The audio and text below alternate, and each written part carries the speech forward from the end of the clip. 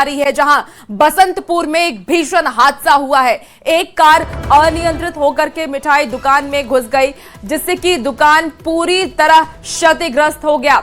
तो वहीं इस हादसे में एक लड़की की भी मौत हो गई है, जबकि कार में बैठे 4 अन्य लोग गंभीर रूप से घायल हैं। घटना बसंतपुर थाना क्षेत्र के गांधी आश्रम के पास की बताई जा रही है।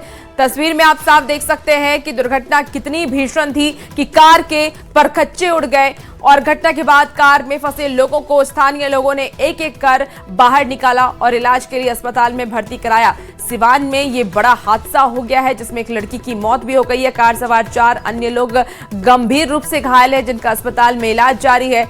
और आपको बता दें कि बसंतपुर में ये भीषण हादसा हुआ है। एक कार अनियंत्रित होकर के मिठाई की दुकान में घुस गई, जिस वजह से दुकान पूरी तरीके से क्षतिग्रस्त हुई और एक लड़की की भी इसमें दर्दनाक मौत हो गई है।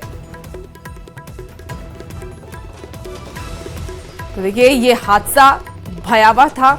इस हादसे के बाद अफरा तफरी मच गई। प्रशासन को इस बात की जानकारी दी गई, पुलिस मौके पर पहुंची, कार सवार को बाहर निकाला गया, अस्पताल में भर्ती कराया गया। खबर अब आपको बगहा से बताते हैं, जहां दनोहा मेन चेक पर हुए भीषण सड़क हादसे के बाद घटनास्थल पर अफरा तफरी का माहौल हो गया। ट्रक और 22 चक्का ट्रेलर की आमने सामने टक्कर हो गई। इतनी जबरदस्त टक्कर थी कि ट्रेलर चालक स्टीयरिंग में बुरी तरीके से फंस गया। हादसे के बाद मौके पर लोगों की भारी भीड़ जुट गई और तुरंत पुलिस को इस बात की सूचना दी गई। स्थानीय लोगों और पुलिस की मदद से ड्राइवर को बाहर निकालने के लिए 3 जेसीबी और 2 लोडर मशीनों का सहारा भी लिया गया। घंटों की कड़ी मशक्कत के बाद घायल ड्राइवर को सुरक्षित बाहर निकाला गया। दोनों घायलों को मधुबनी दहवा पीएचसी में भर्ती कराया गया है, जहां प्राथमिक उपचार के लिए उनकी गंभीर हालत को देखते हुए बेहतर इलाज के लिए रेफर भी कर दिया गया। इधर हादसे के कारण मुख्य सड़क पर लंबा जाम लग गया। तो ये तस्वीर भी आपको टीवी स्क्रीन पर दिखा रहे हैं, जहां सड़क हादसा हुआ है। इसी बीच देखिए, पटना से एक और बड़ी खबर सामने आ रही है। आंधी पानी में कई जगह पेड़ गिरे हैं। तो गर्दनीबाग रोड नवंबर पर यह हादसा हुआ है। बड़ी खबर आपको बता रहे हैं, खड़ी एम्बुलेंस और कार पर गिरा है पेड़। हादसे में दोनों गाड़ियां ध्वस्त हो गई। सड़क पर आपको बता दें कि बिखरे हुए बिजली के तार नजर आए और बिजली विभाग की टीम मौके पर पहुंची है। नगर निगम की टीम पेड़ हटाने में जुटी हुई है। गर्दनीबाग इलाके में यातायात प्रभावित है। पटना से आपको बड़ी खबर बता रहे हैं, जहां एक तरफ मौसम को लेकर के अलर्ट जारी किया जा रहा है, तो दूसरी तरफ आंधी पानी में कई जगह पेड़ गिर गए हैं। गर्दनीबाग रोड की अगर हम बात कर ले तो वहां पर यह हादसा होने से बचा है। बड़ी खड़ी जो एम्बुलेंस है वो और कार पर पेड़ गिरा। तो इस वक्त आपको ये बड़ी खबर बता रहे हैं, बारिश से नुकसान देखा जा रहा है। खड़ी एम्बुलेंस और कार पर पेड़ गिरा है। हादसे में दोनों गाड़ियां ध्वस्त हो गई। सड़क पर बिखरे बिजली के तार और पेड़ मिले हैं। तो हर तरफ बर्बादी का मंजर देखा जा रहा है। मौसम विभाग की तरफ से अलर्ट भी जारी किए जा रहे हैं कि आप ज्यादा सावधानी बरतें, क्योंकि काफी ज्यादा तेज गति में आंधी चलने वाली है, जिससे कि कई बड़े हादसे हो सकते हैं। इसीलिए जो एडवाइजरी जारी किया जा रहा है, आप उसका ज्यादा से ज्यादा पालन करें। तो भागलपुर के विक्रमशिला सेतु को लेकर के बड़ा अपडेट सामने आया है। पुल पर कुल 4 बेली ब्रिज का निर्माण किया जाएगा, जिसमें कि 3 बेली ब्रिज का निर्माण काम तकरीबन पूरा कर लिया गया है। तस्वीरें भी आपको दिखा रहे हैं। जल्द ही 4थे ब्रिज का निर्माण कार्य शुरू हो जाएगा और इसके लिए बीआरओ की टीम दिन रात मेहनत में जुटी हुई है। 4थे बेली ब्रिज का निर्माण पूरा होते ही पहले ट्रायल लिया जाएगा। अगर सब कुछ ठीक रहा तो 7 जून से पहले आम लोगों के लिए इसे खोल दिया जाएगा।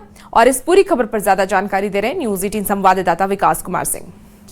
भागलपुर के विक्रमशिला सेतु पर 7 जून से पहले वाहनों की आवाजाही शुरू की जा सकती है। बीआरओ की टीम के द्वारा 3 बेली ब्रिज का निर्माण कार्य पूरा कर लिया गया है। 4थे बेली ब्रिज का निर्माण कार्य शुरू किया गया है। इस वक्त मैं बेली ब्रिज पर मौजूद हूं और आप तस्वीरों के जरिए देख सकते हैं कि किस तरह से बीआरओ की टीम के द्वारा जो पहला बेली ब्रिज बनाया गया है, 49 मीटर लंबा और 7.5 मीटर चौड़ा यह बेली ब्रिज है, जो कि पूरी तरह से बनकर तैयार हो चुका है। ठीक इसके आगे दूसरा बेली ब्रिज है और तीसरे बेली ब्रिज का निर्माण कार्य पूरी तरह से समाप्त होने के बाद अब चौथे बेली ब्रिज का निर्माण कार्य शुरू किया गया है। अब संभावना जताई जा रही है कि 7 जून से पहले चारों बेली ब्रिज का निर्माण कार्य पूरा कर लिया जाएगा और उसके बाद जो है एक बार फिर से विक्रमशिला सेतु पर जिंदगी लौटने वाली है। बीआरओ की टीम के द्वारा दिन रात निर्माण कार्य जो है वो किया जा रहा है और जिस तरह से विक्रमशिला सेतु क्षतिग्रस्त हुई थी उसके बाद से वाहनों की आवाजाही अब तक ठप है, लेकिन अब राहत भरी बात है कि एक बार फिर से यानी कि 7 जून से पहले विक्रमशिला सेतु पर जिंदगी लौटने वाली है और गाड़ियां तेज रफ्तार में फर्राटा भरती हुई नजर आएगी। विकास कुमार सिंह, न्यूज 18 भागलपुर। कहीं आपके मोबाइल में किसी ने जासूस तो नहीं भेज दिया है? कहीं ऐसा तो नहीं कि ये जासूस आपके बैंक बैलेंस, आपके प्राइवेट पलों की तस्वीरों को देख ले? आखिर कैसे ये जासूस किसी को शिकार बनाता है? साइबर फ्रॉड का ये हैरान करने वाला तरीका क्या है? चलिए आपको इस रिपोर्ट के जरिए दिखाते हैं।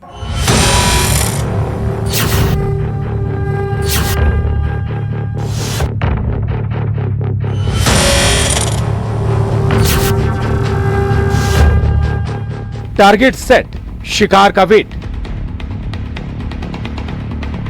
रोजाना 2500 फाइल भेजता गिरोह। जो फंस गया समझो हुआ कंगाल। ऐसी फाइल पर क्लिक मत करना। स्कीम का जाल, गड़बड़ झाला, सावधान। आपके मोबाइल में आना जाए जासूस। इन चेहरों को देखिए, नजर भले नहीं आ रहे होंगे, सिर्फ इनकी आंख नजर आ रही है।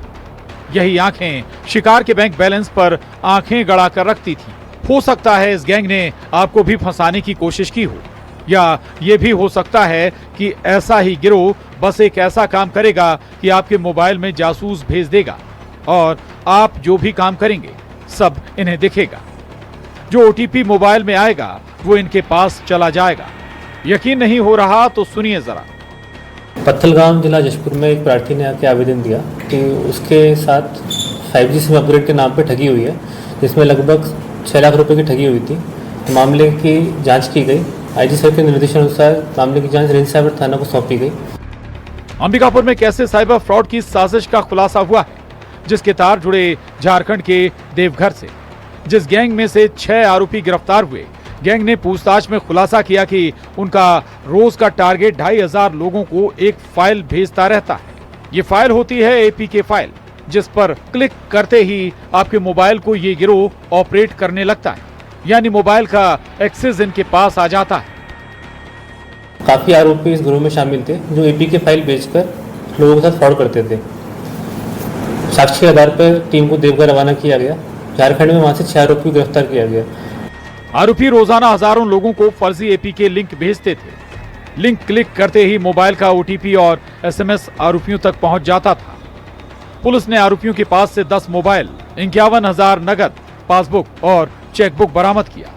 जांच में सामने आया कि पीएम आवास योजना, पीएम किसान योजना, आरटीओ चालान और एमपी परिवहन के नाम पर फर्जी एपीके फाइल भेजी जाती थी। कि वो लोग डेली लगभग 2500 लोगों को एपीके फाइल भेजते हैं और जैसे ही कोई प्रार्थी या कोई भी उसमें फंस जाता है तो एपीके फाइल पर क्लिक करते ही उसके मोबाइल का एक्सेस आरोपी के पास चला जाता है। एक नहीं बल्कि 2 केस ऐसे हुए हैं जिसमें एपीके फाइल से ठगी की गई। तो ये वारदात होशियार कर रही है, ऐसी एपीके फाइल पर क्लिक ना करें। अंबिकापुर में कविता कुशवाहा के साथ bureau report, news 18 Madhya Pradesh Chhattisgarh. अब से कुछ समय के बाद नोएडा में मुंबई जैसा सफर शुरू होने वाला है। नोएडा में इलेक्ट्रिक बसों का संचालन शुरू होने वाला है। पहले चरण में 100 ई बसें सड़कों पर दौड़ेंगी, जिसमें कि 10 डबल डेकर बसें भी शामिल होंगी और ये 5 रूटों पर फर्राटे भरेंगी। वहीं किराया 10 रुपए से लेकर के 30 रुपए तक ही होगा। रिपोर्ट आपको दिखाते हैं।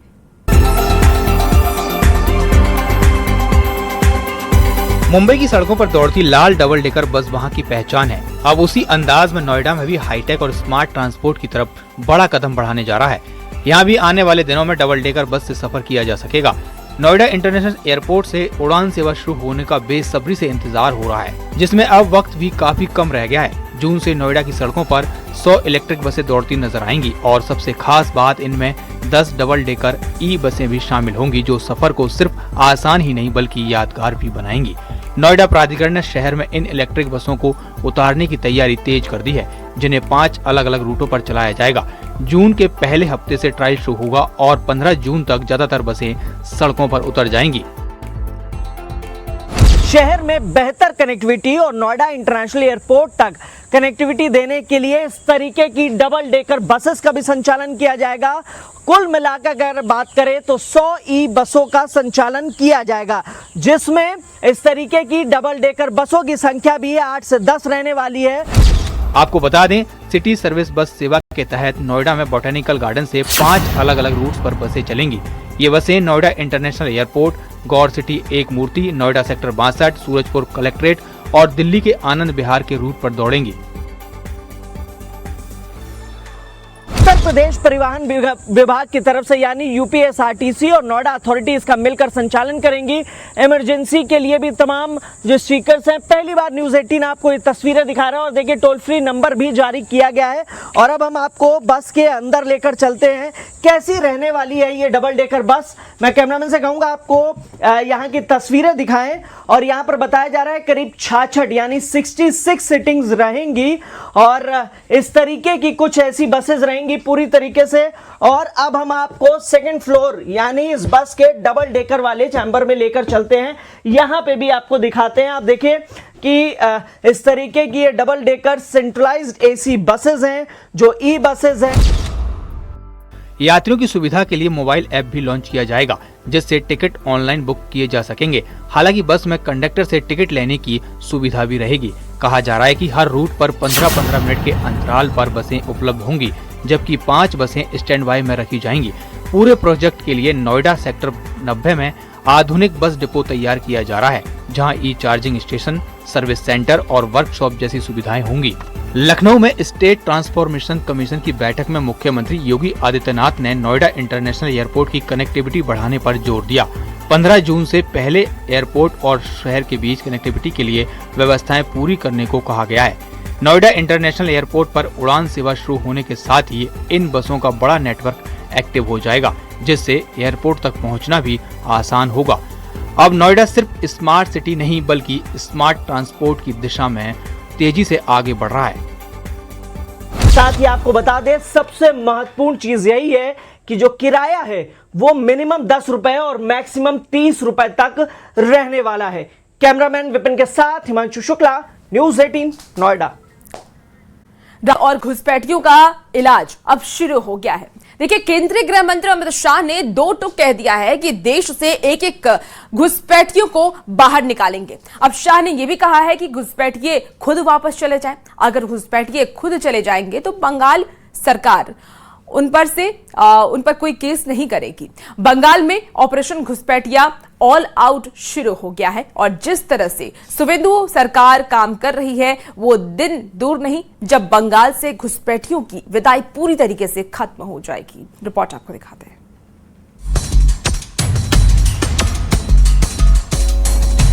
बंगाल में घुसपैठ और घुसपैठियों का इलाज अब शुरू हो गया है। पिछले 4 दिनों से बॉर्डर पर घुसपैठियों का जमावड़ा शुरू हो गया है। बंगाल के अलग अलग इलाके में जो घुसपैठिए रह रहे थे वो अब बांग्लादेश वापस जाने के लिए बेचैन हो रहे हैं। नई सरकार के आते ही बंगाल में घुसपैठियों के खिलाफ सख्त एक्शन दिख रहा है। केंद्रीय गृह मंत्री अमित शाह ने 2 टूक कह दिया, देश से एक एक घुसपैठिए को बाहर निकालेंगे।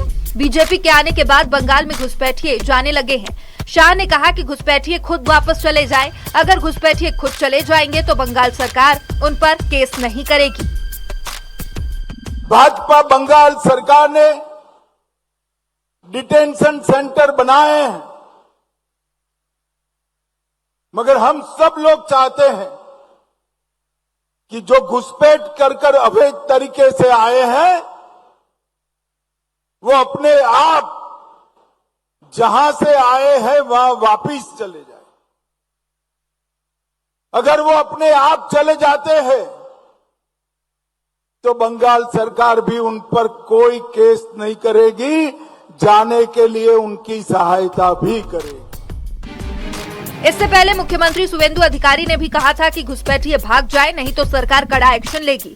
इसके बाद से ही हाकिमपुर बॉर्डर पर घुसपैठियों का जमावड़ा अचानक से बढ़ गया है। बांग्लादेशी जो नागरिक है उनका लेने का जिम्मेदार तो है उनका। तो जब हम लोग यहाँ से बोल रहा था तो अब वहाँ से उनका जो स्पोक्स पर्सन है, मैं देखा था सोशल मीडिया में और यूट्यूब में आया, जो उन्होंने बताया जो बांग्लादेशी है वो तो हम लोग ले लेगा। तो ये सब बांग्लादेशी है, इसको ले लेना चाहिए। लेकिन ये लोग को, पुलिस को हम लोग बता दिया जेल में भेजने का जरूरत नहीं है। देश के रुपया में खाना खाएगा, कपड़ा देगा, मेडिसिन देगा। एक दामाद है ये लोग, जल्दी जल्दी भागो। शाह ने कहा कि मैं मुख्यमंत्री शुवेंदु अधिकारी को बधाई देना चाहता हूं। उन्होंने महज 7 दिनों के भीतर बीएसएफ को 600 हेक्टेयर भूमि सौंप दी। चिकन नेक क्षेत्र में 121 हेक्टेयर भूमि भी केंद्र सरकार को सौंप दी गई है।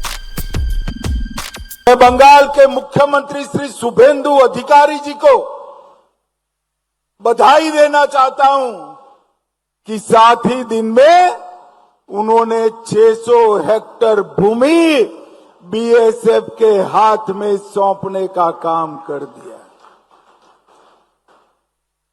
चिकन नेक की भी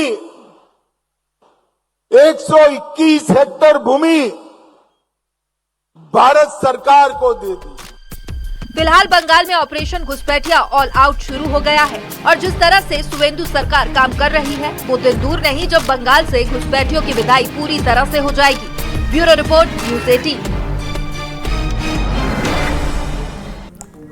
देखिए, पश्चिम बंगाल में घुसपैठियों के खिलाफ कार्रवाई की चर्चाओं के बीच अब झारखंड के सीमावर्ती इलाके में भी संदिग्ध लोगों की मौजूदगी को लेकर के सवाल उठने लगे हैं। दुमका और आसपास के इलाकों में लगभग 150 ऐसे लोग खुले मैदानों और अस्थायी ठिकानों पर रह रहे हैं जिनकी पहचान को लेकर के स्थानीय लोगों में चर्चा है। अब न्यूज़ 18 की टीम जब मौके पर पहुंची और उनसे बातचीत की तो उन्होंने खुद को दूसरे जिले से आया हुआ बताया और जड़ी बूटी का काम करने वाला बताया कि वो जड़ी बूटी बेचते हैं। हाँ। तो आप किसी का घर है? आप दुमका आने से पहले कहाँ से आए हैं? दुमका आने हम लोग बिहार में थे। बिहार जाते हैं ना, कटिहार, पूर्णिया तरफ से। हम लोग 4-5 भी 8, 10, 15 बार भी वोट दे चुके हैं, लेकिन एक बार भी हम लोग को कुछ नहीं मिला। वैसे ही खाली हम लोग घर से निकलते हैं, भीख मांग खाते हैं, बस यही हम लोग का जिंदगी गुजारा। स्वतः आदिवासी है, आदिवासी सब पानी नहीं देता है पीने के लिए, जाते हैं नदी पानी पीने के लिए। हम लोग वोट भी नहीं देते, गोसा से हम लोग वोट भी नहीं देते। आधा था हम लोग है बाबू है।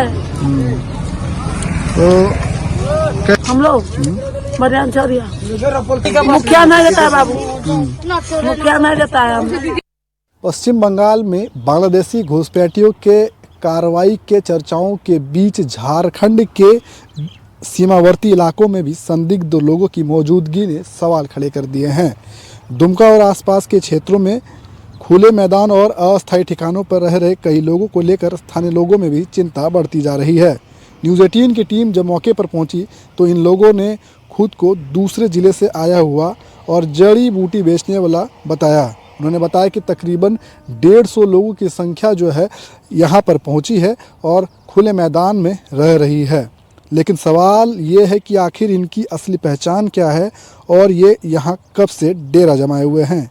बांग्लादेश सीमा से जुड़े राज्यों में बढ़ती घुसपैठ की चर्चाओं के बीच अब संथाल परगना का इलाका भी अछूता नहीं है। स्थानीय लोगों का कहना है कि प्रशासन को इन संदिग्ध लोगों की पहचान और गतिविधियों की जांच करनी चाहिए। अब देखना होगा कि प्रशासन इस मामले को लेकर सामान्य मानता है या फिर सुरक्षा के लिहाज से कोई बड़ा एक्शन लिया जाता है। नितेश कुमार, न्यूज़ 18, दुमका। चलिए